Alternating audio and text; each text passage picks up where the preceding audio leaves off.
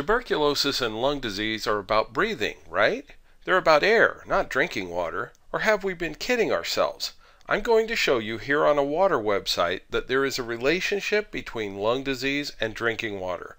I'm also going to show you a simple means to minimize your risk of getting lung disease from your drinking water.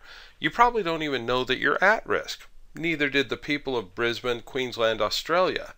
Mycobacteria are rod-shaped bacteria that are classified into groups depending on what they cause. Tuberculosis is the famous disease caused by Mycobacterium tuberculosis, but there are several other mycobacterial diseases, including leprosy. There is also a classification referred to as nontuberculous mycobacteria, or NTM for short, and they can lead to several diseases, including lung disease resembling tuberculosis. This last one is what's been happening in Brisbane. Over 200 cases of NTM disease are diagnosed in the Australian state of Queensland each year. They think that around 40% of these are caused by the NTM in the water supply. That's right, lung disease from your water supply. It's leading to an increased number of cases of a lung disease that resembles tuberculosis, especially among middle-aged women. The weird thing is that many of these are otherwise healthy women. It's worse if you have a pre-existing lung condition such as asthma, emphysema, or cystic fibrosis, but healthy people are getting NTM disease too. Dr. Rachel Thompson, a respiratory specialist, did a study with the Queensland University of Technology and confirmed the problem. They took water from 220 sites around Brisbane, and that included 20 people with NTM infections. She said, quote, 7 of those patients who had the bacteria in their homes had the same bacteria in their lungs. We have suspected for a long time that it may have been in the water supply based on studies overseas, but this has confirmed it. End of quote.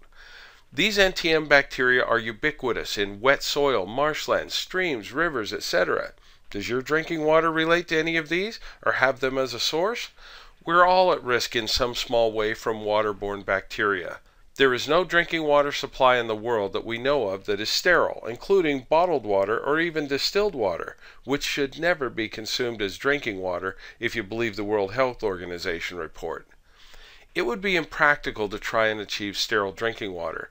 There is even one of these types of NTM bacteria called Mycobacterium colonae that is common in distilled water and has caused infections in tattoos when the distilled water is used to dilute tattoo ink. So if you can't sterilize drinking water in a practical way, how do you reduce your risk? When I was studying medicine, it was well known that most environments, including surgical operating rooms, are not completely sterile. The idea was to reduce the number of bacteria going into your body to a level where anyone with a decent immune system would not have a problem. There have been no long-term studies, to my knowledge, on what I'm about to tell you.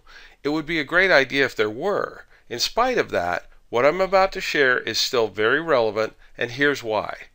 In a small one-off situation, there was a known contaminated water supply verified by the local health department lab. When this contaminated water was processed through a specific brand of ionizer that creates life support water, the bacterial count was lowered by around 90% and brought back to within normal range for water considered safe for human consumption, again verified by this same local health department. It turns out that when you modify tap water to create life support water, there is also a large reduction in the amount of microorganisms within the water, even contaminated water that wasn't previously safe to drink. Do you think that the people of Brisbane, Australia ought to know about this? And what about you? We offer webinars for everyone to learn these things. In one of them, we'll even show you the lab reports of this bacterial reduction to which I'm referring. You can lower your risk of getting lung disease, NTM, and other waterborne diseases if you drink life support water and utilize all the features of a top quality device to create it.